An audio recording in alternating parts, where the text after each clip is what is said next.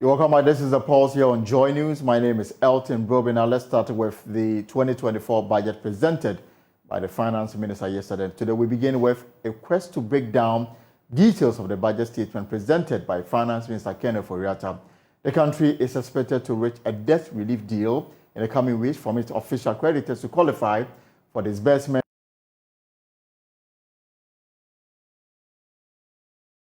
How are the policies in the budget crafted to ensure a stable economy? Ofori-Atta announced that the country had turned the corner and will now witness higher growth and lower inflation. More on this when we engage development economist Dr. Domfe on this. Right now, we'll speak to break down the numbers for you when Isaac Kofi joins me in here. But here are some highlights from yesterday's presentation on the floor of Parliament by Finance Minister Ofori-Atta. Mr. Speaker, tax reliefs. Our approach to tax policy since 2017 was to give significant relief to the private sector until expenditure pressures from 2020 required a more aggressive approach. It is important to note that in the short term, fiscal sustainability requires that we improve our tax ratios significantly, otherwise our long-term competitiveness will be eroded. As we all know, our country's 13% tax to GDP ratio is far below our peers. Our target is 18 to 20%, and we are on course for 16%, hoping to be achieved this year. In that regard, it is difficult to implement all the structural reforms and tax reliefs needed to immediately lower and/or eliminate certain tax handles. However, I assure this august House that we have heard. We believe in lower taxes as a government for industry, and we are working at this aggressively with the GRA and to be cemented with the Standing Committee of the Mutual Prosperity Dialogue. Mr. Speaker, further to the above, the following reliefs have been prioritized for implementation. To extend, Mr. Speaker, the zero rate of VAT on locally manufactured African prints for 2 more years. Mr. Speaker, to waive import duties on import of electric vehicles for public transportation for a period of 8 years. Mr. Speaker, to waive import duties on semi-knocked down and completely knocked down electric vehicles imported by registered EV assembly companies in Ghana for a period of 8 years. Mr. Speaker, to extend zero rate of VAT on locally assembled vehicles for 2 more years. Mr. Speaker, to zero rate VAT on locally produced sanitary pads. Mr. Speaker, to grant import duty waivers for raw materials for the local manufacture of sanitary pads. Mr. Speaker, to grant exemptions on the importation of agricultural machinery equipment and inputs and medical consumables, raw materials for the pharmaceutical industry. Mr. Speaker, a VAT flat rate of 5% to replace the 15% standard VAT rate on all commercial properties will be introduced to simplify administration. To address the negative externalities of plastic waste and pollution, government will review and expand the environmental excise duty to cover plastic packaging and industrial and vehicle emissions. Mr. Speaker, the Stamp Duty Act 2005, Act 689, has not been reviewed since an enactment in 2005. To realign the rate with current economic realities, government in 2024 will review the rates and fees for stamp duties. The bands subject to ad valorem taxes will be expanded, while the specific rates will be reviewed. Mr. Speaker, a simplified tax return will be introduced as a means of promoting voluntary compliance as part of the modified taxation scheme for individuals in the informal sector. This approach will make it easier for taxpayers to fulfill their tax obligations to the state. Total revenue and grants is projected at 176.4 billion Ghana cedis, 16.8% of GDP, as we move towards our 18% target. And this is underpinned by permanent revenue measures, largely tax revenue measures amounting to 0.9% of GDP. Mr. Speaker, total expenditure is projected at 226.7 billion, 21.6% of GDP. This projection reflects a reduction of 6.1 percentage points of GDP in total expenditure commitment basis compared to the outturn in 2022. This large decrease comes from the combination of fiscal consolidation efforts of 4.9 percentage points of GDP, reflecting an adjustment in revenue by 1.1 percentage point and primary expenditure by 3.9 percentage points of GDP. The cedi has stabilized against the US dollar since early 2023. Both a year-to-date, Mr. Speaker, a year-to-date cumulative depreciation of 25% compared to 54% in 2022. Specifically, Mr. Speaker, the cedi has only depreciated by 6.4% on cumulative basis since February 2023, compared to, Mr. Speaker, 53.9% over the same period in 2022. The stability of the cedi largely reflects the positive impact from the restoration of economic activity, including robust economic growth, improvement in the current account position, improvement in forex liquidity following the IMF ECF inflows, Bank of Ghana's domestic gold purchase program, reduced speculative forex demand as market confidence rebounds. Mr. Speaker, on social spending, the government's flagship free senior high school and TVET programs continues to create and expand access to secondary school education in the country. In a generation's time, when we have a more educated population which sustains social mobility and cohesion, we appreciate the significance of these decisions. In the year under review, we continue to support, Mr. Speaker, far from this, in the year under review, we continue to support a total of 448,000 first-year senior high school students, bringing the total beneficiaries for 2023 academic year to 1.3 million students. In 2024, the implementation of this transformative initiative will continue. Mr. Speaker, we continue feeding grants for over 7,500 students in special schools and capitation grants to all public basic schools across the country. A lot of figures there by the Finance Minister, Ken Ofori-Atta, looking into 2024 and beyond. The issues about social intervention programs for the vulnerable in our society, the hope that government is seeking to instill in the greater populace for 2024. And of course, a lot of figures, projections, government hoping to achieve whatever going into 2024. These are the issues that we're going to break it down for you. And then later, we'll have Dr. George Domfed, Development Economist and Senior Research Fellow at the University of Ghana, join us to try and make sense of all the things that were said by the Finance Minister. But what really are the issues that should dominate discussion, that should attract your attention?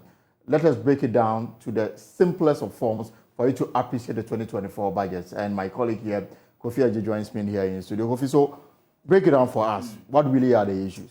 Also, before we even go to the smart wall, let me start with some key important figures that we need to talk about. Because usually budget is summarized in three forms: your expenditure, your revenue, and the deficit, and probably how you are going to finance the deficit. So let me break that one down first. So in 2024, what we know is that government is hoping to spend 226.7 billion Ghana cedis and raise 176.4 billion cedis. So that's a funding gap right there. Absolutely. Over 60 billion Ghana cedis. So first, look at it this way. If you just do the expenditure on commitment basis, then you have a budget deficit of 50.3 billion Ghana cedis. Now, if you add clearance of arrears, then the deficit increases from that 10.3 billion cedis to now over 61 billion Ghana cedis. So that is what we are going to deal with in 2024. If you look at the tax revenue, let's say the revenue that we are hoping to generate in 2024, about 77% of this is supposed to come from tax revenue. If you look at the figure, it's around 135.92 billion Ghana cedis. That is the amount of money we want to raise from tax revenue, 77% of the total revenue. Non-tax revenue is around 14 or 15 billion cedis. Oil revenue, the same 15 billion cedis. Grants, around 3 billion Ghana cedis, and other revenues around 7.56 billion cedis. Expenditure, very important, because once you start talking about revenue, you need to map it to expenditure. Right. Expenditure for 2022, just like I said, is over 226 billion. 2024, you mean? 2024, 226 billion.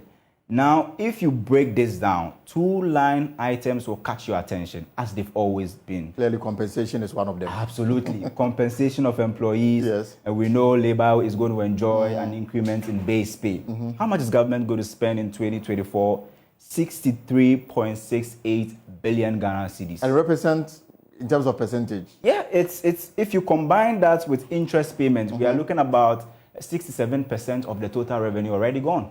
67%. Absolutely. Leaving 33 to do all other things. All other things. So if you spend on compensation for employees, which includes wages and salaries and other remunerations, and then also interest payments, which in 2024 will be around 55 or 56 billion Ghana cedis. But we are seeking to restructure our external debt. Why are we still committing so much money to paying interest? You need to interest budget. On payment? You need to budget. This around, let's say, $6 billion.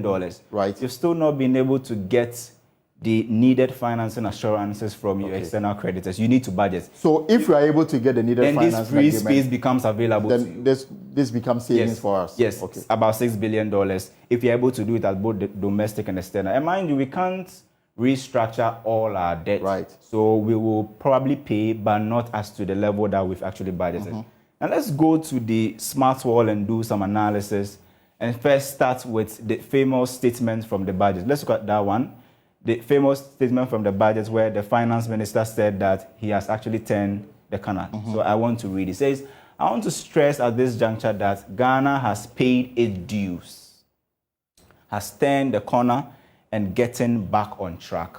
Getting back on track, maybe he's looking at indicators like inflation. He mentioned the CD that has not really depreciated if you compare it to 2022 when they could move from just 12 cities to 13 cities, discrete movement. So the finance minister says, if you look at some key indicators, then it's safe to say that Ghana has actually turned the corner. And he provided reasons why he came to this conclusion. One of them is the fact that government had taken a decision to seek the support of the IMF to stabilize the economy. And we got that deal. So that is a plus for him. That is turning the corner. It's a plus. Inflation has come down from somewhere around 50 to now 35.2. Good, 54, that is a plus. 54.1. That is a plus for them. There appears to be some stability in the currency regime. That for him is a plus for him. That is also turning the corner. For him, generally, the economy appears to have stabilized. Yes. Growth is expected to ease up slightly. That for him is also turning the corner. Yes, because I mean, you have growth right now above 3%. It's way above what we actually projected that we're going to do in both the first and second half of the year. So very positive news for government. But the next slide will tell you a different story, which probably people are now talking about it. If you look at the next slide, which is the 8 tax exemptions that we've all been talking about. 8 tax exemptions. In fact, I spoke to some manufacturers this morning off record, and they are so excited. They are operating in the one district, one factory enclave. Some of them are into fast-moving consumer goods. And for them, this is a welcome news because it helps them to save. It helps them to, make some savings down on cost on some of these. And so that for them is a plus. I don't know what you make of what the finance minister announced yesterday, even though we are also hearing from Guta that, what they wanted to hear, it didn't come true. Let's look at the next slide, maybe to tell a different story. We still have some of the 8 taxes. Next slide. Next slide. Let's look at that one as well. Yes. So we've been doing some analysis for you to look at some of the key fiscal performances in 2023. So 2023, between January and August, so we are talking about the first 8 months of the year, this was the targeted, total revenues and grants. 82.2 billion. That's provisional data, 82.2 billion. And we're able to recover 79.1. 79.1. That's a negative. It means that there's a vast difference between what we projected versus what we actually got. Now, this is because some key tax components or handles, like the e-levy, we've been speaking about it, which we've not been able to get what we were looking for. Even the pollution tax, I've looked at the first and second quarter data. We are not really getting what we actually projected to get. Another thing. So total expenditure really good. We've been able to cut down. We said we're going to spend 121.8. We've ended up spending 104. Positive news over there. Positive for fiscal balance as well in the first 8 months of 2023. Now let's look at other key issues where we've looked at real GDP, inflation, which right now the target is somewhere around 15% in 2024. Elton, do you think we can achieve 15% inflation? Well, we are 35.2%. Yes. And we are some have said that we are being overly ambitious in terms of the target we set for us at 15%. But we came from a single digit and then we went to the 54%. It is possible. It means that we need to do a lot more to bring it down. Yes. And maybe when we are joined by the economists, we're able to tell us what government intends to do to ensure systematic reduction in inflation. But at 35% to 15% by the end of 2024, that looks something that will be difficult to achieve. But let's see how. Well, it looks possible anyway. Do you think? I think it looks possible because, from 54, just like you said, to now 35, if we work with the IMF on board, I'm sure that 15%. But this may look sexy for me. But then, look at food inflation and how that is hitting the ordinary Ghanaian. Yes. So this may look quite good. It looks too aggregated. But in terms of how you are relating to it and how that is hitting you in terms of food inflation, at around 44%, it is hitting hard on household. We were speaking about the top 20 items that we spoke about the last time, and you see some consumables that we use almost every day at home, like sanitary pads, like baby food, dog meat. People is a delicacy. Yeah, of course. Yeah. And even our banku is exactly. Flour and condo and all of those things. All recording inflation rates above 50%. Even common tea bag has an inflation rate around 91%. Yes. And that's, if you do the disaggregation, you realize that the 35.1% or 0.2% inflation rate looks a bit blanket. And at the disaggregated level, that's when you see how people are actually coping with the situation. Let's look at other key, issues in the budgets, and then one other slide. Let's look at that one as well. Okay, so this is where we've spoken about this already. We spoke about the revenue here, comparing it to 2023. So what you see in blue is 2023, and in yellow is 2024. And so, Elton, just look at this in terms of expenditure. In 2024, we are hoping to spend this amount. 226.7 billion. And if you compare it to what we have in 2023, there's some huge variance. Yes, we are spending more. We are spending more. Even though we are seeking to cut down on expenditure. Computers should be more than 20%, right? Absolutely, it's close to 30%. Yes. And just look at this one. In terms of the fiscal balance at, commitment basis, last year or this year, projection was 47. This year, 53 billion Ghana cedis. Some 3 billion cedis difference. Let's go another slide and see what we can also see in there. So we've been speaking about the external sector, where the finance minister says that Ghana's external sector performance will largely depend on the conclusion of negotiations with the country's external creditors. Yes. It simply tells you that once we are talking about Ghana's external sector in 2024, we are actually hinging it on agreements and negotiations with external creditors. Because we showed you that in the budget line items, there are two components. especially we are talking about interest payments. If we are not able to reach an agreement with external creditors, we are supposed to pay close to $3 billion next year in terms of interest payments and charges alone. We've not spoken about amortization. We've not spoken about other loans that we've taken, some of which are collateralized. And so this is why it's important, because once these guys, external creditors, they agree that they'll give us the needed financing assurance, it tells you that we have that fiscal space to breathe in 2024.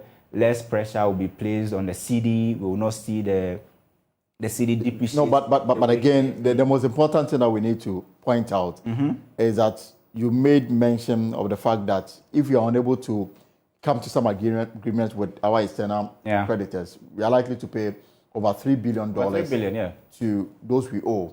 Then it makes sense why the IMF will insist that you need to secure an agreement with your external creditors before you come to us for the release of the second tranche. Otherwise, whatever money we'll give you will end up going to pay for your debt. And then the effects you want to have in your country may not be felt. So this is very crucial. Yes, exactly. And the thing also about this is that this discussion has dragged on for so long. For so long. And every day we hear that in the coming weeks we're going to reach an agreement. China is on board. They have set up the OCC. Been on board for a long time. They have to reach it's unclear when an agreement will be reached. Because take it or leave it, even though government has made it clear that they are not working with the timelines, the $600 million is crucial. In fact, it's crucial for whether you the like it sustenance or of not. You have to work within a certain timeline because you are talking about, an economy. And if you take time out of an economy, what are you trying to talk about? Because you are talking about period, fiscal years, and expenditure, or actually what you need in a fiscal year is actually, contingent on you reaching an agreement with your external creditors. You have a balance of, mind you, the reason why we've gone to the IMF is because of our balance of payment issues. Yes. We can't afford that $15.5 billion. We can't generate that on our own. And IMF and World Bank and all the other development partners coming on board, they can't also give us $15.5 billion. One country, no. How much would they give to the other countries? And so they are aware that the amount they are giving to us is not enough. That is why they need the commitment of other creditors that we annually spend huge sums of dollars in just the payment of interest on our loans. It is the reason why it is important that this is secured. Exactly. Well, the finance minister makes the point that talks quite advanced, and he is hoping that in the coming I'm very happy about that. Yes, in the coming weeks, an agreement will be reached so that the IMF board can now consider the release of the second tranche for Ghana. Let's go on the other slide and see what we are. Well, so we are looking at the exchange rates. These are the key components that will determine Ghana's exchange rate fate in 2024. I'm not the one saying it, it's in the budget speech. It says that, well, if we are able to get the IMF supported program, which we have, that is going to help us, the CD, stabilize. Then we are also expecting some inflows from the cocoa syndication loan. Yes. You want to say anything about that? Of course. I mean, the finance minister again yesterday said that if the syndication or syndicated loan is secured, that will also help the economy. Yeah. But even as we know, the cocoa board is struggling to get the banks to raise the needed financing. And it's all because right now, government is asking its, commercial creditors. These are banks; they are commercial creditors. Of course, we put ourselves in a position which we are saying that it will be difficult for us to honor our debt obligations. Yes. That's what everybody is skeptical in terms of giving you money. Of course, and they also be looking at the credit ratings. That where are you in terms of, and then your ability to pay back and all of those things. But the finance minister also said that the second tranche of the IMF is also very important in stabilizing the CD, mining inflows, and this one, continuation of the gold for oil program. Very, very important. Yeah. Where government has indicated in the budget speech that they made some significant savings by introducing this program plus other programs and policies. So it's important. The claim is that the reason why we've also witnessed some stability at the pumps is because it can be attributed to the gold for oil program. And so I mean, in terms of what it looks on the books, it will sound exciting and convincing, but what really on the ground is what people are interested in. And I guess that very soon we'll get we'll bring on Professor Domfe to take us through if this is indeed a set of policies that will take us from the state of our economy to a better place. Those are the questions that will be asking. Yeah, absolutely. The professor. Let's look at one more slide and see. So according to the finance minister, we have successfully concluded, this is important anyway, the domestic debt exchange or program and making steady progress on external debt restructuring. Steady is not enough. You have to make quick progress on this. So Elton is saying that we don't need steady, right? We need quick progress. Quick progress, and very emphatic. We need, actual restructuring. Exactly. We don't need assurance. I'll give you today, the next day I won't give you, all of those things. We need to be able to bring all our creditors to the table, speak to them, tell them our problems, and our proposal should also be feasible. Sure. I mean, because you are asking for 20 to 40% haircuts, how much should Zambia and other countries who also need haircuts ask for? They will all be watching Ghana, and they are looking at what the commercial guys will do for Ghana, and when they also go there to ask for forgiveness, they'll say, I mean, you did this for Ghana. Do the same thing for us. also do for us. So it's important. For me, this is the most important word for me. Successful conclusion of the domestic debt. Yes. We are hoping that maybe next year we don't see government coming to say that let's do another one. Come for another haircut or come for another exchange. We are hoping that the exchange will end here, and we'll trust government where that it has been successfully concluded. Let's look at the next slide, which talks about the Big Five exchange. So this is the DDEP that we've been speaking about. Now, we've enjoyed some fiscal space, but where did it come from? Okay, so the first leg of the DDEP that we did, the target was to free up 90.7 billion Ghana cedis. We ended up getting 87.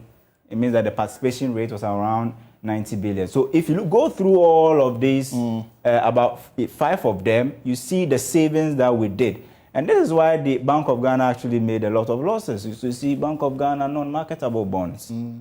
They targeted 70.9 billion. And they restructured everything. 100% participation. So yes.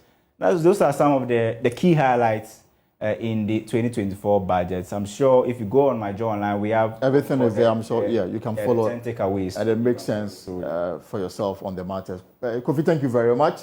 Let's now analyze the issues presented by Kofi again, of course, presented by the Finance Minister of the Republic, Ofori-Atta. And I'm sure from the Finance Ministry workers' perspective, he did a great job, and that's how come he was welcomed with such applause when he made his way to the Finance Ministry after the presentation in Parliament. But what are the real issues? Are these the policies that is going to help the country get out of the current economic doldrum to the place where people can say that we are out of the woods and now we can now look to the future with some kind of positivity? Dr. George Domfe is a development economist and senior research fellow at the University of Ghana. He joins us via Zoom for us to make sense of some of the things that we were told yesterday. Doug, you're welcome to the Pulse here on Joy News. And if you can kindly unmute for me so that we can hear you loud and clear. Yeah, sorry. And let me say good afternoon, my brother. Yes, good afternoon. I've really enjoyed your discussions. We appreciate that very much. Let me pick your initial reaction to the 2024 budgets. The Finance Minister described it as including victory. Is that the same feeling you get? Yes, looking at my brother, and let me first of all begin by saying very good afternoon to our cherished viewers and listeners as well. So I will pick it from where he took it as a Minister of Economics. We all know that 2017, things were not all that well with Ghana. At the time he became Minister of Finance, we had quite a number of challenges. We haven't forgotten where we came from, April 2015, when we had to subscribe to an IMF extended credit facility. And we were doing well under the program, especially when he came to take over as the manager. We did really well until, unfortunately, after 2019, other things happened, and we couldn't, as it were, keep up with the performance. If you look at inflation that has become a problem, at the end of December 2019, we were doing 7.9%, and the 7.9% happened to be the lowest since March 1992. That is 28 years. So for 28 years, we have recorded the lowest inflation. The economy was growing steadily. I should say we were doing well. Debt to GDP ratio had been contained well below 70% threshold. So you were not in debt crisis, I should say, even though the vulnerabilities were very real. But I think looking at our performance, there were serious indications that we were on the right path.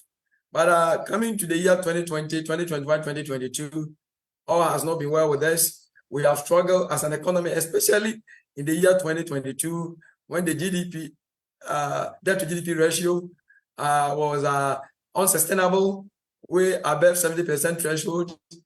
The economy was growing at 3.2%. That was okay, but at the beginning of the year, we saw $1 being exchanged for 6 cedis 20 pesos. But in October, you would exchange $1 for 17 cedis, and that was really very bad.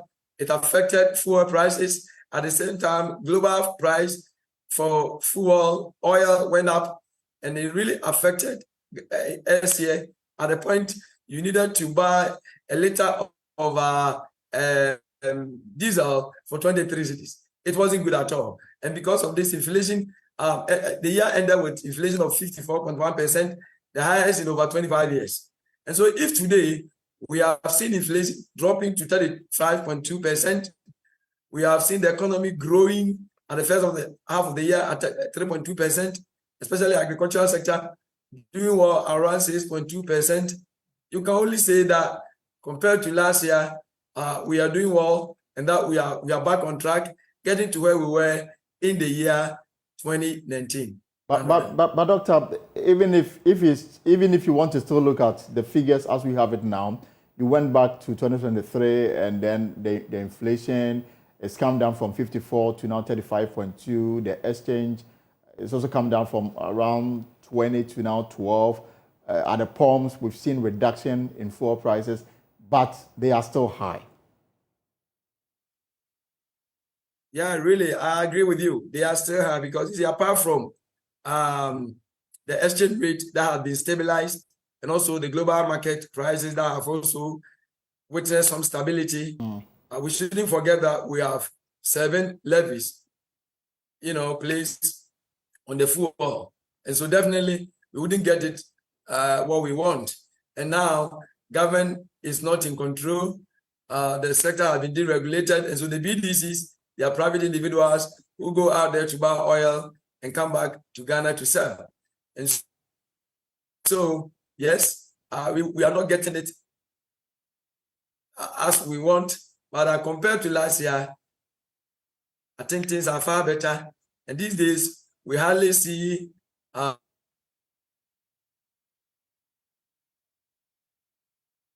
we appear to be losing Dr. George Domfe because of connection issues.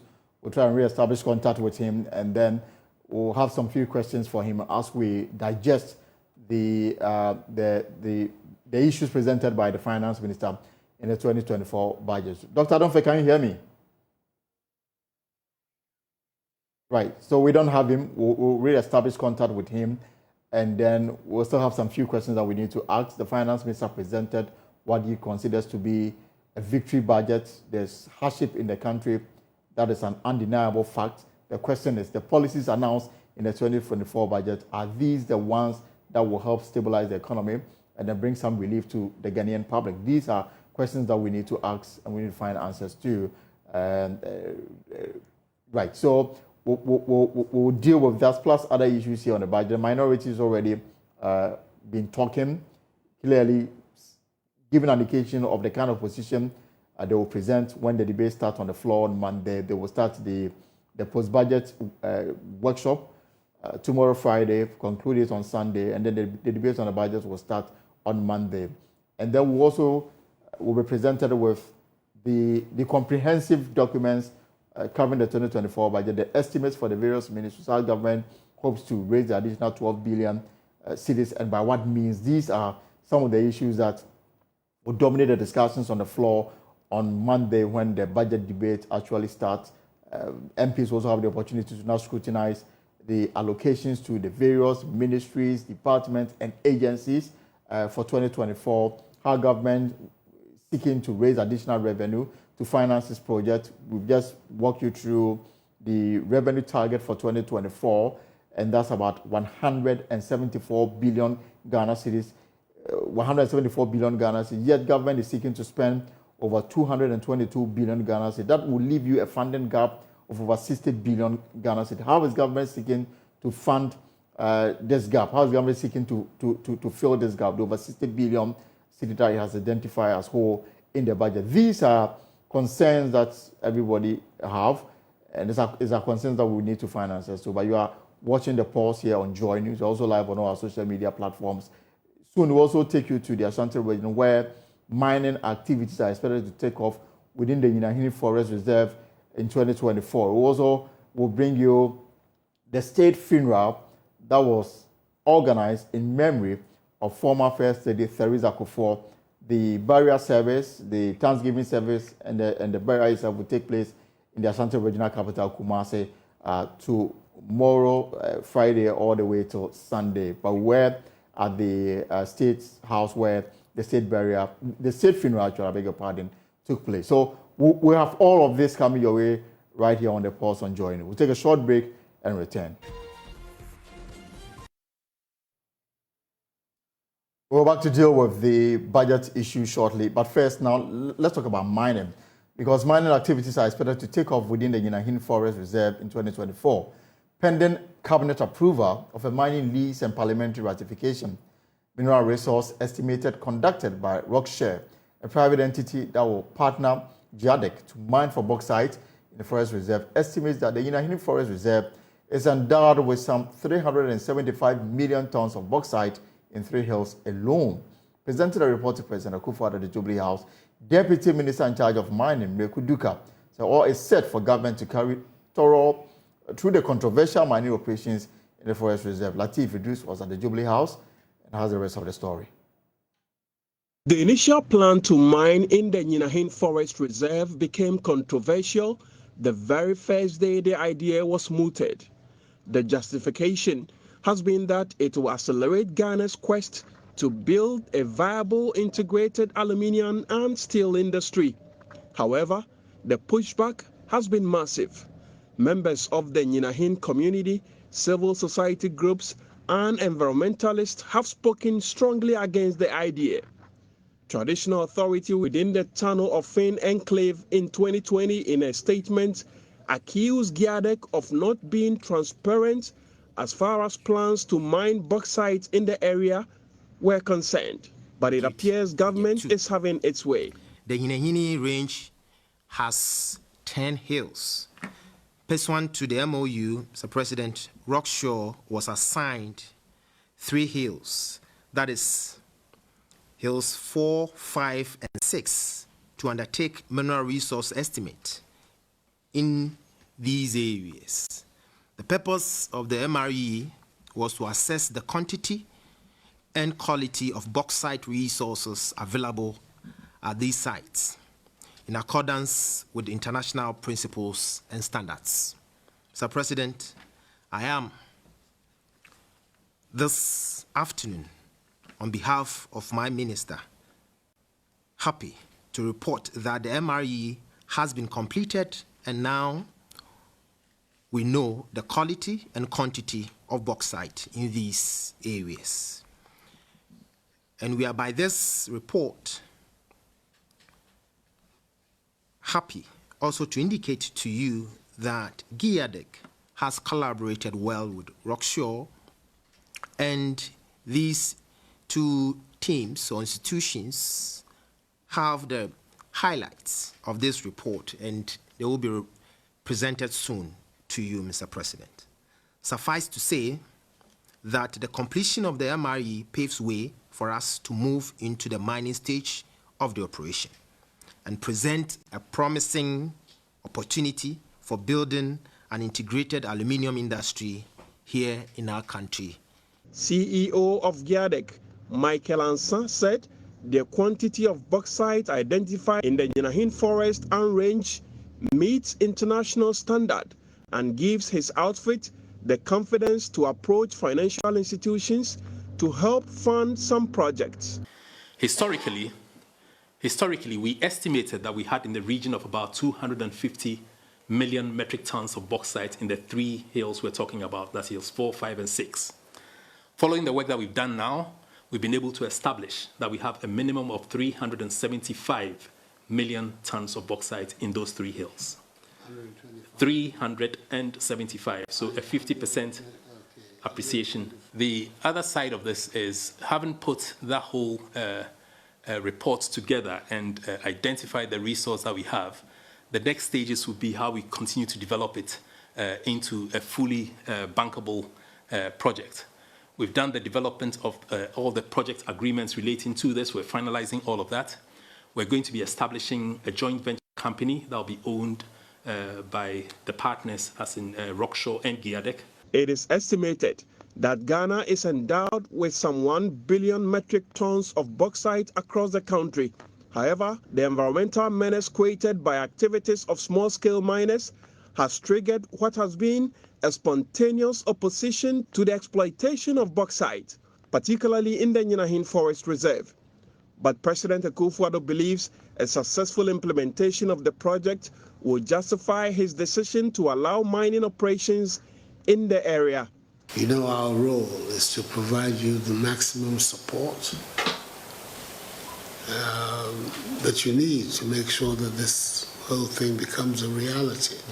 I think that if we're able to do that, it would justify completely our thinking, the whole GIADEC concept, that we will find a state vehicle that will bring together all the bauxite resources of the country under one roof, and therefore strengthen the hand of that entity to enter into these various transactions and things. It can now be said with a level of certainty that mining would take place within the Nyinahin Forest Reserve despite the opposition and the controversy. What remains unclear, though, is the footprint that will be left behind years after the mining company has packed out of the forest reserve. Latif Idris, Joy News, Accra, Ghana. Well, some may consider this as good news because one thing for sure, if this is off the ground, jobs will be created and the country will stand a better chance of getting some foreign exchange from the mine of bauxite at Nyinahin in the Ashanti region. But is this a welcome news? Let's explore this matter.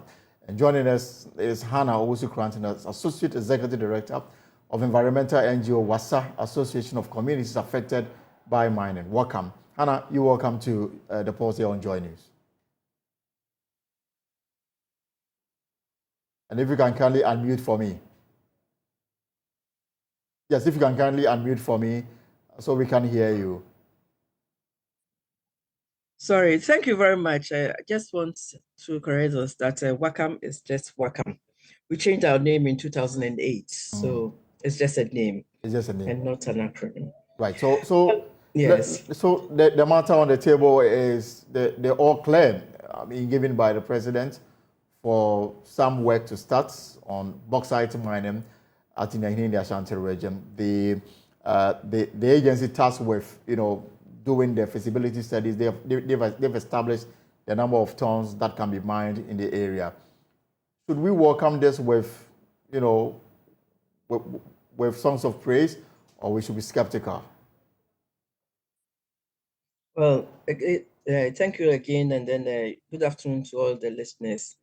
I think when they did the feasibility studies, what they didn't do is the socio-cultural, environmental impact of destroying the significant forest reserves. And that has been the major problem that we all face. In fact, work in the environment space indicates that you destroy this pristine environment, and the cost is about 3-4 times if you have left it. And I like the review of the young the journalist who talked about the footprints after the operations. Nobody can recreate pristine environments. And that's why when they started talking about mining protected forest, some of us were against that. It started in the PNDC era, and then they developed some guidelines for operationalizing it, and it wasn't very legal. But then with the LI 2462, which was passed in November 2022, it's giving some legitimacy for an illegal activity. That's what I'll say. Because if you look at the Minerals and Mining Act 703, 2006, Section 3, it's explicit that mining is available for on every land except when the land is covered by an act or otherwise. And what I mean is that once you have a legislation saying that this place is earmarked as a protected forest, as a forest reserve, as a globally significant biodiversity area, then it is not available for mining. And so for the state to develop an LI based on what I don't know, what law I don't know, because if you look at the hierarchy of laws, the Constitution is the Constitution is the basic or the primary law, then followed by the policies, and then you come to the Act, and then the LIs are developed to reflect what is in the Act. And so this LI that has been developed to allow mining in protected forests. Some of the forests that we are talking about will lose about 80+% of the forest. So, for me, is not good news. It has been there. We knew that it was rich in bauxite when I was young. I'm getting to my 70th year, but it has not been mined because we're considering other factors, the water sources, the environment, and what the environment can contribute even to the development of the economy. We are looking at the biodiversity and how if we destroy the biodiversity, we cannot recreate biodiversity. It's not possible. They talked about the business biodiversity offset programs. It's not workable because it will just leave the lands for plantation purposes, and plantation cannot be quoted to pristine environment. So we are just looking at the economic indicators. The and we are not mining looking at the of bauxite in the area. then, I mean, I'm saying exactly. that I sense your opposition to this whole arrangement. So we are looking at the economic indicators Exactly. and not the other social, cultural, environmental indicators. The Some will argue, of all if I become here, some will argue that mining can never take place without some kind of a destruction to the environment. Yes, it is a destruction to the environment. It's not just we are not talking about the trees. We are not talking about the butterflies that they keep on arguing. We are talking about sustaining life for the present generation and also for the future generation. We are talking about how we protect our water bodies because these pristine environments are the areas that we have our water sources. We are talking about the hills. 3 hills are going to be destroyed.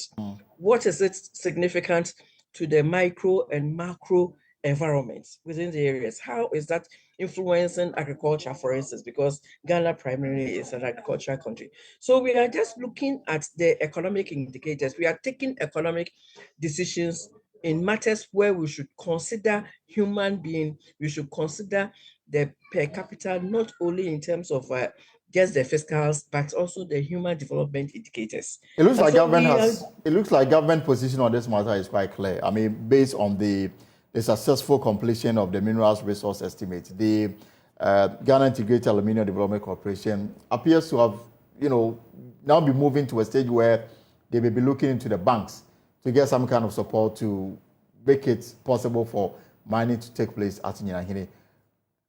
What can be done to protect the environment such that we do not import the challenges we are having in the mining of gold to now Nyinahini? Oh, well, it's just obvious that once you tackle, in fact, the production forests and other forests, secondary forests were available for mining. And look at the devastation that we experienced. We have not cleared that. We are still battling with the waste, which is permanent. We are still battling with the groundwater pollution. We are battling with distorted rainfall patterns. We are battling with polluted water bodies. About 90% of all water sources in the country are deemed to be polluted, either from agricultural operations or from mining, or both. And now we haven't dealt with all these things. We are look at even the distraction to infrastructure, the roads, the road networks. What has bauxite done to the road network from Awasu to Takrady? We have not been able to build that road because even as government is pushing resources into the road construction, the trucks are moving. We are having the bauxite trucks, we are having the manganese trucks moving on these roads. And so government is sinking so much money into some of these areas, and we are not seeing the significance. And so we continue to talk about, the rents that we are realizing without doing a real cost-benefit analysis to even see, even if we take just the economic indicators, it will be positive or negative. I bet you, if we do the cost-benefit analysis of only the economic indicators, you realize that it could be negative. But we are just focused on mining and nothing is stopping us.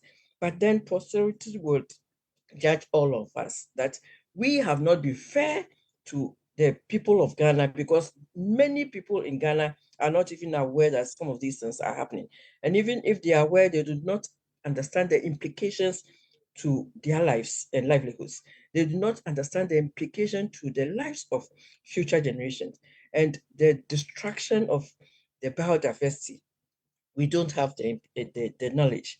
And so, yes, we can take the political decisions, we can take the economic decisions. At the end of the day, because we failed to look at development in a holistic approach, we are not going to have that development. We need just money to spend, and that is all. It's not about development, because that cannot constitute development for Ghana. In the event where there is no turning back on government position on this matter, let me seek your recommendations on what kind of protective gears we can put in place to ensure that even as we mine for economic gains, we are also protecting the environment, we are protecting the people who live in and around these mining areas, we are protecting their water bodies, such that mining and the perceived destruction can be done such that there will be harmony in between. Yes, if we have a solution to that, then I would have reclaimed all the lands that we've mined by now.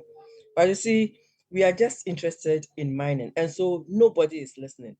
Governments should have started with a dialogue with the people around. How do we do it collectively? Because one mind cannot decide for all of us. We need the minds of everybody to tell us that, yes, if you move into those forests, at least this portion you can play with. But the point is that in protected forests, once you touch a bit of it, the integrity of the forest is destroyed. And so we have a lot of lands around. We have a lot of minerals around. We've mined gold for all these years. We are mining bauxite. We are mining manganese. We are mining sand. Some countries are just boasting of sand, and they are developing because they've done that in a very progressive and holistic approach. We are privileged to have all these. Now lithium is coming. We have everything. But because we are doing it based on political decisions, based on economic decisions, and not looking at development as a sustainable venture, we are not breaking even. And so we have to sit down and look critically. We have enough destruction around us to be destroying what is left for the future. Most of these contracts, yes, most of these contracts will eventually end up in Parliament for ratification. What do you suggest MPs should do when these matters come before them?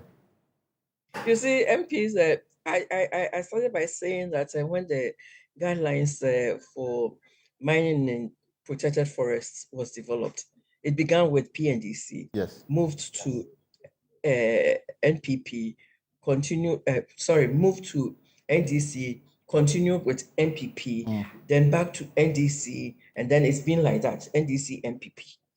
And you know, recently, civil society organizations, we did some stakeholder engagement in Alisa just last week. We invited the opposition, we invited the MPs in government. None of them came. We invited regulators, they didn't come. And if we are talking about good governance mechanisms, which would seek the consent and then the minds of people, citizens, in the management of our resource because government, the state has been entrusted to do so on our behalf. Minerals are entrusted in the state to be mined to protect us. Then if you are my caretaker or something like that, you seek my mandate. We are refusing to do so because they think they have it all. But I bet you a time is coming when citizens would recognize this right. Now, many people do not even recognize that the state owe allegiance to us and that they should do things that will promote our interests. And that is when good governance would be in force. But now they have a field day because the politics of the day is not about development. The politics is party A, party B, and what we can do within our 4 years, our 8 years. And so they are disregarding the owners and doing this in a very uncivilized, I should use that way. And at the end of the day, we are all going to suffer, including the politicians. They should listen to citizens. So we have a government agency that is responsible for regulating the sector, the Minerals Commission. Now, some few days ago, somebody had the courage to say that he was going to mine at the Kakum National Park. Now, the Minerals Commission took a serious view of it, issued a statement saying that they've not given anybody such license to undertake such activity at the Kakum National Park. Do you get a sense that these agencies that we have in place and their sole responsibility is to protect the resources we have, and even in the event where they have given people license to exploit our resources, they do it within the confines of the law? Are they really up to their mandate from where you sit? This is what I'm saying, that if you look at the Minerals and Mining Act, that is supposed to guide the operations of the industry. Section 3 of the Act, I'm talking about 703, 2006, is explicit that any land is available except when the land has a legal something backing. But to put it bluntly, there is no law that restricts anybody from mining in a forest reserve. There's actually no law. Well, I'm talking about a law in Ghana. That's a Minerals and Mining Exactly. Act. If they should go and look at Section 3 of that act, that any land that has been declared a protected forest, a national park, whatever, is not out for mining. And that the Section 4 even talks about the states reclaiming more lands as forest reserves if they think that we are having dwindling forest reserves. And so the Kakum National Park issue that was promoted and now scrapped from their repository. It's funny because it's not only the Kakum National Park, about 15 protected forests, globally significant forests, 3 globally significant forests, and then the others had been either given out for mining or they have requested for exploratory license. And Kakum was listed until the civil society groups, including WACAM, we've raised those concerns. And then they said, oh, we've taken it off. Why did they post it there in the first place? So it shows you that you can't have an agency that is supposed to be promoting mining, regulating mining. And that's why we keep on saying that we should have a very clear mandate for regulators and for promoters of mining. If the regulator is promoting mines and at the same time regulating mines, definitely you have some of these contradictions happening. So we should have two agencies do this job. We should have clear boundaries between who should protect and who should regulate. Exactly. Because the regulator cannot be promoting mine. How can you promote regulate something that you have brought up? You have given the license for a company to mine, and then you are going to regulate that company. It doesn't work out well. Their job is to promote mining as they are promoting. And so we should have a body to regulate mining. And EPA, that is supposed to be regulating the environment, has now developed this LI 2462 to allow mining in protected forests. I mean, you don't understand what we are doing as a state, as regulators, as what we are confused. That's what I'll say. We are confused when it comes to environmental sanity, and then our quest to make money immediately to do what I don't know. Because the economy, yes, I agree, we are in crisis. We need to sit as a people to talk through it properly. Things that we can do, very basic things like, yes, consuming locally produced foodstuffs, for instance, rice, for instance, and then cutting down on the import of rice, the import of meat and things like that. How to gradually do so, just to ensure that we are food sufficient within some space of time. That is what will bring development, but not just mining resources from protected areas because we want to show that we are doing A or B. No, Let me ask a final question so that I can let you go. So now that we appears to be at a road where there appears to be no turning back. I mean, listening to the president, he appears to have given his tacit endorsement to the report that was presented to him by the authority. And then now they are looking to open up for financial institutions to help, or for those who are interested in investing in this area to come forward with their proposals so that they can be guided to go and mine at Nyinahine. What should we look out for? Are we just creating another illegal mining that is yet to, be a concern for us? What should be the learning going forward, especially if we are to speak to the president, the members of parliament, as this matter is likely to dominate discussions going into next year? Well, what I'll tell the president is that either he is not conversant with environmental issues, and that's why they can allow mining in protected forests, because yes, you can mine there, but then you cannot protect the integrity of that forest. Once you touch it, it's lost. And so that is, we either mine or not mine. And well, we can mine, but then it's also it's also for citizens to also look at it critically and take their decisions, their political decisions, because government is taking political decisions, and citizens can also take our political decisions to ensure that we do not allow our leaders to just destroy. And unfortunately for us Ghanaians, we don't have a choice now. Because as I said, it began with PNDC, NDC, MPP, NDC, MPP, NDC, and now MPP.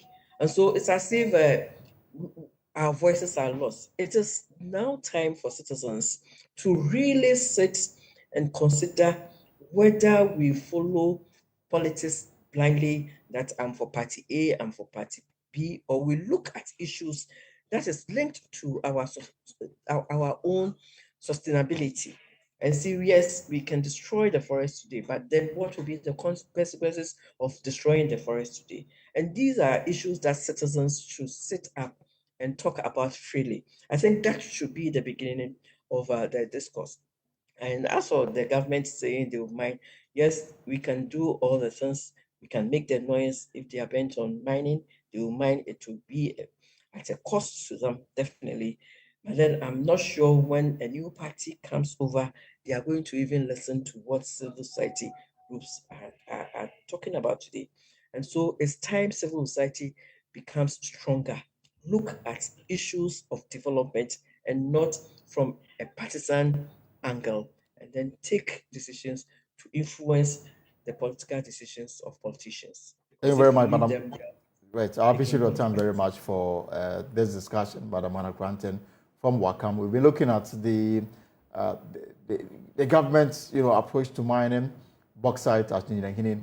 Yesterday, the authority presented its assessment to the president, and clearly the way is cleared, and there could be some activity at Nyinahine, the Ashanti region, in the coming weeks, months, for some mining to take place. But let's stay a little longer on mining-related issues, because residents are leading a crusade against any form of mining to protect their farms and the beautiful forests and water sources in their community. This is captured in the concluding part of Poison for Gold, a documentary produced by Erastus Aridonko. Here I says. Atronsu is a small farming community in the Bibiani Anyaso Bekwai municipality. It is home to this beautiful forest and its serene water source, the Atronsu stream. Perhaps this is one of the most cleanest water sources flowing through a very green, serene forest on my trail across Ghana. This is so clean, you can drink it. And this is the lifeblood of the farmers, the cocoa farms, pepper growing farms, other farms across this community. Series of attempts have been made to give this land out for community mining schemes, but the community says no. 80-year-old Georgina Awotwe and others want any form of mining to be resisted.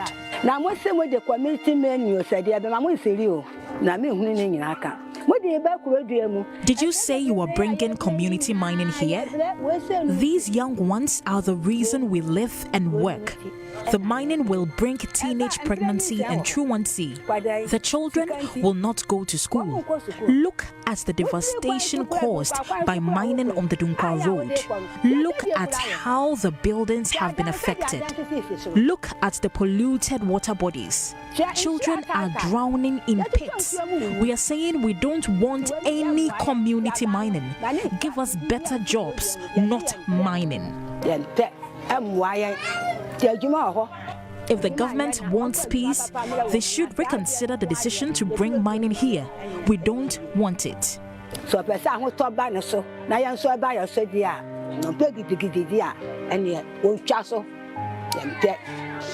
Patrick Jaffet Danso, a farmer, and some residents are in court fighting to prevent the destruction of this green ecosystem. If it is community mining, at least it is the community members who are to engage in it.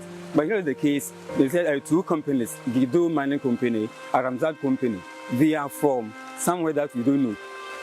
The address can be found in Kumasi. So how come it is community mining?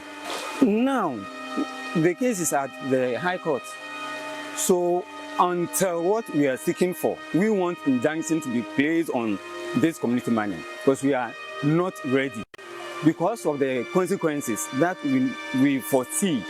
So no matter what, even if they are going to kill us, they should kill us and then take the land. Me and my brothers and those who love the town, we are fighting. Even, I will say again, if they will kill us one by one, we shall fight until they stop what they want to do.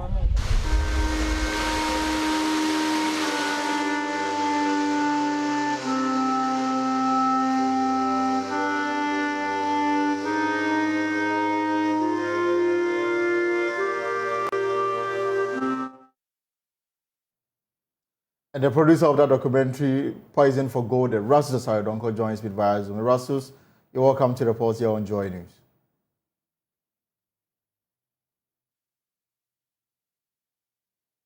Yes, of course. Thank you, Melvin. All right. Thank you. And so again, let me congratulate you on your new post or your new claim to fame, Journalist of the Year for 2023.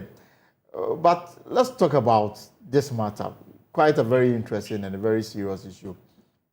My understanding is that this community mining concept was instituted to do away with illegal mining, to regulate their activities in a way.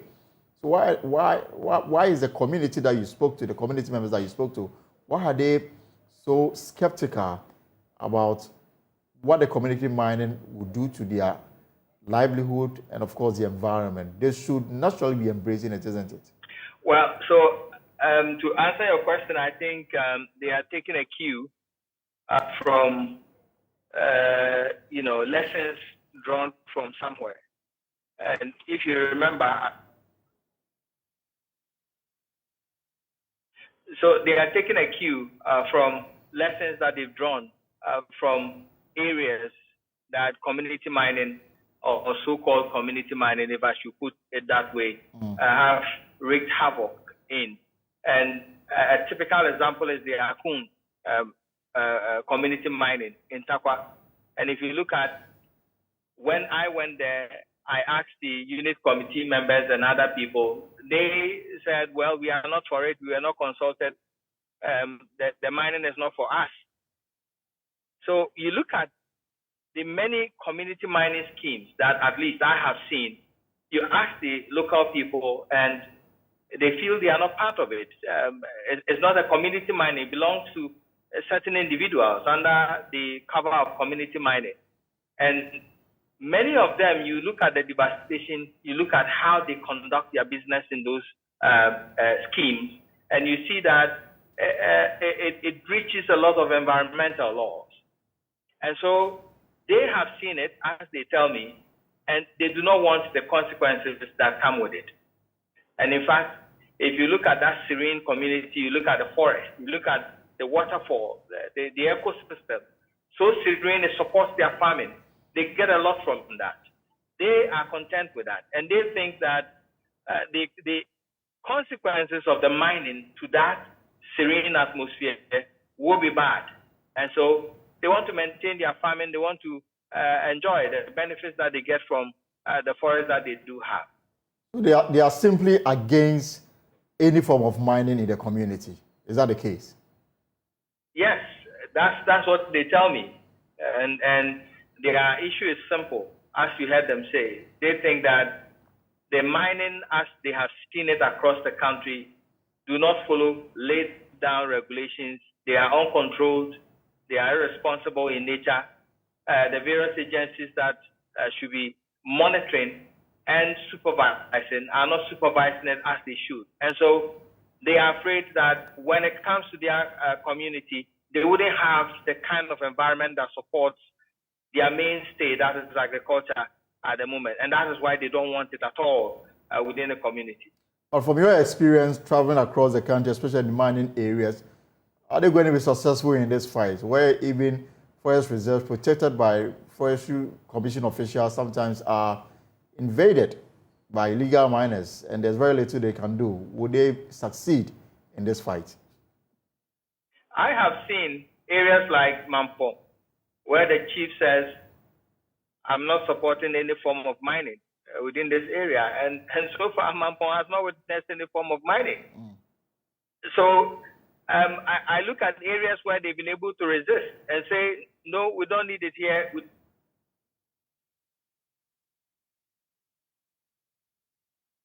And we are losing Erastus Donko there, connection issues again.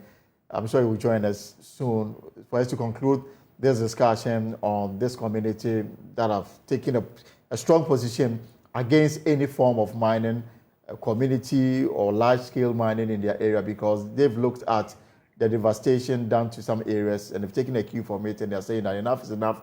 We'll not have anybody to step foot into our community. Erastus, you are back. As we conclude on this matter, I was asking how successful are they going to be in being resolute in this stance that they've taken?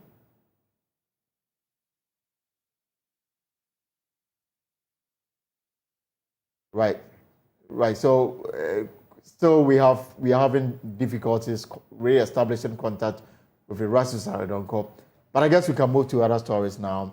And Christians across denominations, professions, and various interests will be meeting to evaluate the impact of political parties on the democratic experience of Ghana in the light of citizens' aspirations and the constitutional obligations imposed on the state or government. They will analyze political party impact on various facets of national life, including the church, the three arms of government, the public and private sectors, the media, as well as on citizens and national development.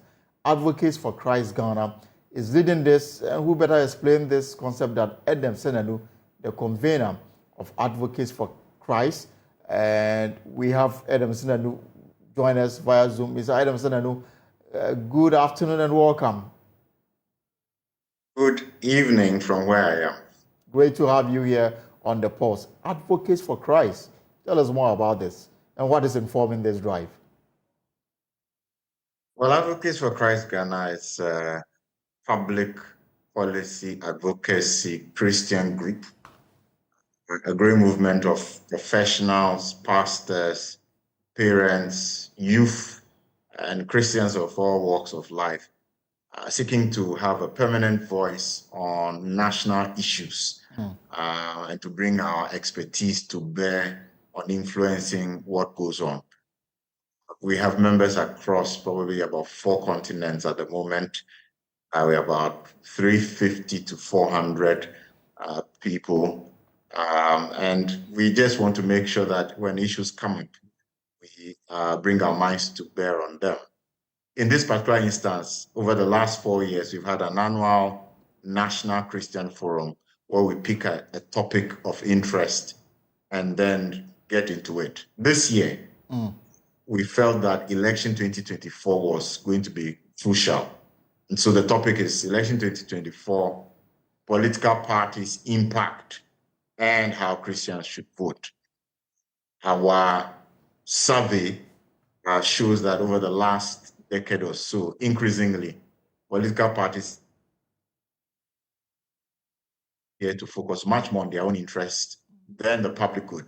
Although Article 1.1 and Article 35.1 talk about sovereignty being in the people and that governments are put in place to promote the welfare of the citizen, we don't have the feeling that that focus is what we are seeing. So we want to assess what has worked, what hasn't worked, what can they do better, what kind of changes do we want to see amongst our political parties heading into 2024. We will look at their impact on the church. This evening, Reverend Dr. Fred Digby, Senior Pastor of Calvary Baptist, will be speaking at Action Chapel on their impact on the church. Tomorrow, we'll be looking at impact on media as well as private sector. And then the following day, we'll look at impact on the 3 arms of government and then on citizens and national development.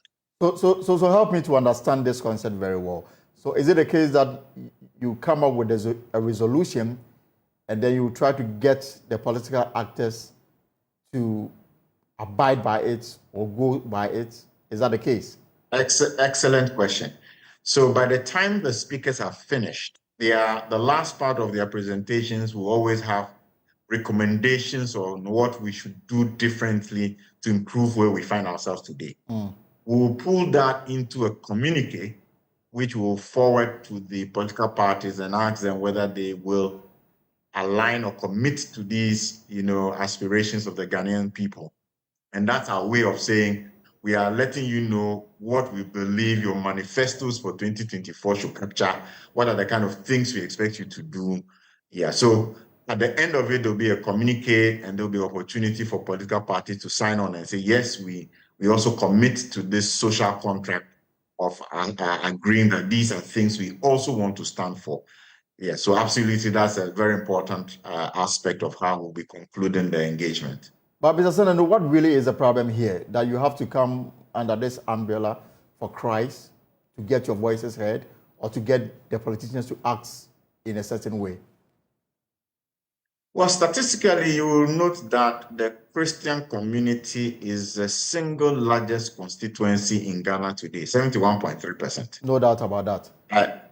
Yeah, so there's a sense in which we believe that when it gets to elections, the politicians understand that numbers makes a difference to the vote. And so it probably is the most strategic way of getting political parties to rethink whether they want to change or not to change.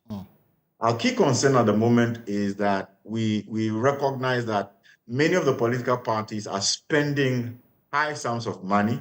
We are not quite sure how they are being funded.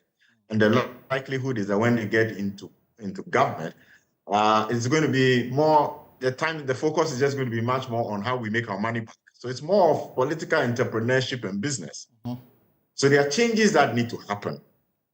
We also recognize that quite often our presidential candidates don't appear to have the final say, maybe in the first year or 2. But beyond that, the political parties appear to call all the shots. They decide who gets which ministerial or deputy ministerial or board positions.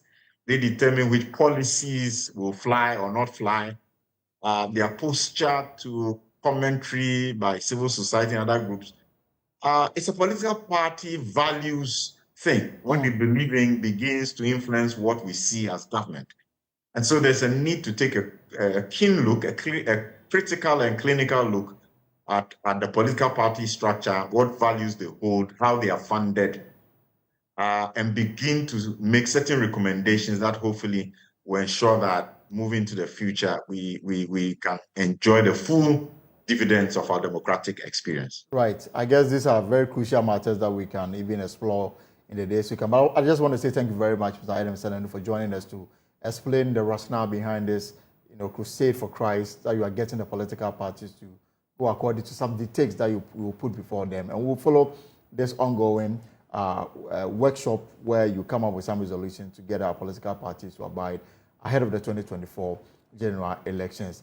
Now, in bringing today's edition of the Pulse to a close, former President of Ghana, John Agyekum Kufuor, says former First Lady and his wife, Theresa Kufuor, helped him to survive a 15-month jail time at the Osherford prison after an unexpected coup d'etat in 1972. The revelation is contained in his tribute read on his behalf at the forecourt of the State House, where a burial service took place for the former First Lady. He says Abba, as he affectionately called her, was a woman of sacrifice, devotion, humanity, and resilience. There's more in this report.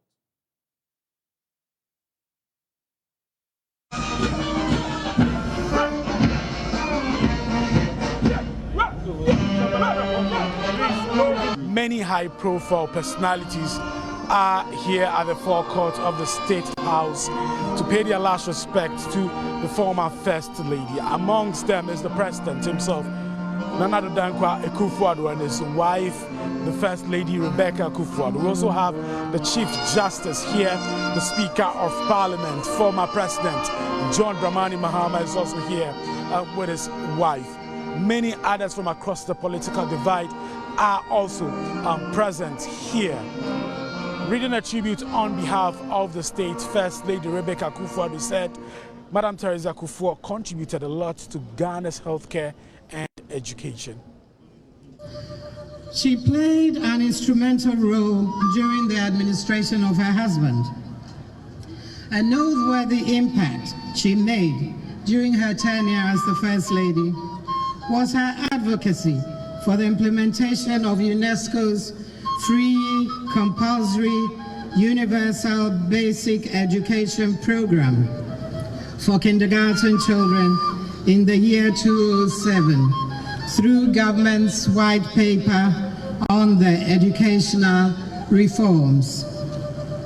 The objective of the policy was that all Ghanaian children at the age of 4 should receive 2 years compulsory early childhood development, ECD education, before entering primary 1.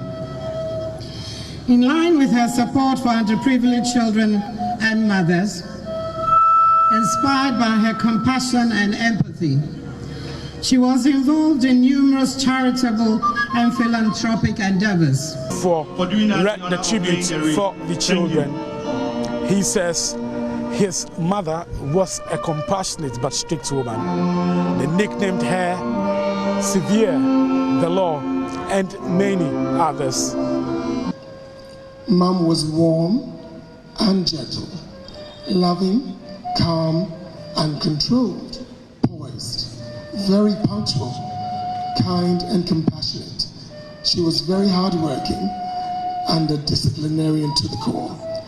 Right from her childhood, Mom was tough on personal hygiene.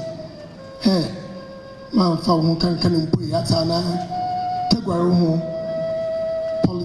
she was strict on politeness, manners, and being considerate by cleaning up after yourself. You knelt down and prayed often, Ma. You fasted also. You were strict and had rules which were hard to follow sometimes. One of the earliest rules was that we couldn't claim ownership of things that we found in the house compound because it was your house. Everything, including the mangoes on the tree, belonged to you. If you were, we had to ask permission. The disciplinarian in you earned you many coded nicknames such as Severe, the Law, Chief Justice, and a few more. But somehow, you always knew it was you we were referring to. In a tribute by the widower John Ejekum Kufuor, he stated that Teresa Kufuor, his wife, was his emotional and psychological support during his incarceration after a military takeover in 1972. He's been talking about all the support that he enjoyed from Teresa Kufuor. Abba had a very confident personality that fitted in with ease everywhere we went, and which also allowed her to cope under the most challenging of pressures. In 1969, I got elected as a Member of Parliament of the Second Republic for Atrima in Wabieja in the Ashanti region.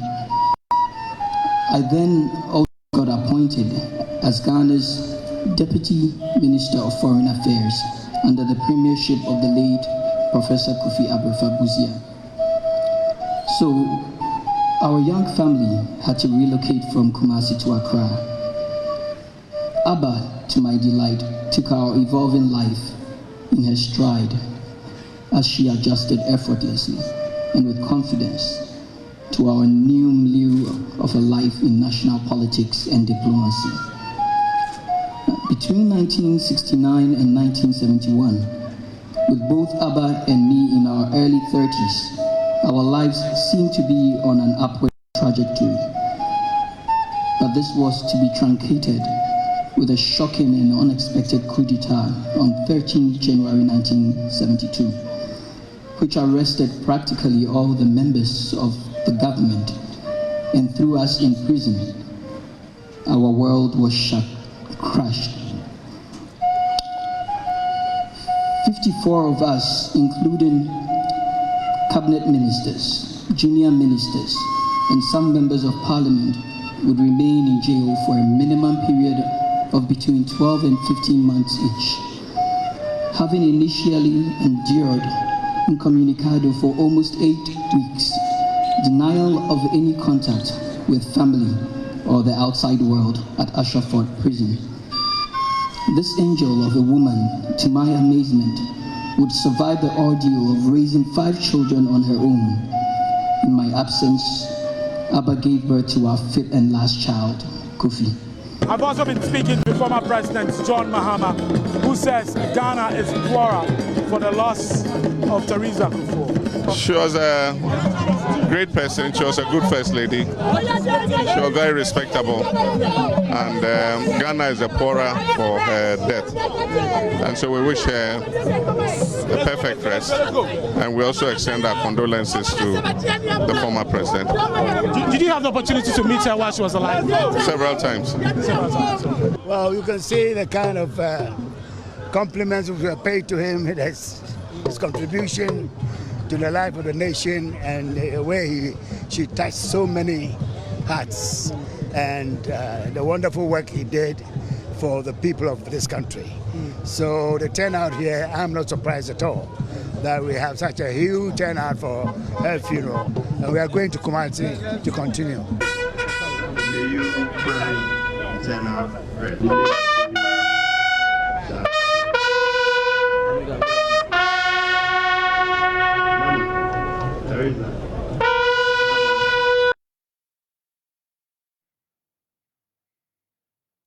And Marshal Ababa brought us that state funeral service for the late Teresa Kufuor. Remember that this weekend, the final funeral service and the burial rites, together with the Thanksgiving service, will be held at the Ashanti Regional Capital, Kumasi. But that's our show for today's edition of The Pulse on Joy News. We shall be back tomorrow, same time, to be another exciting edition. Have a great day. My name is Elton Broby.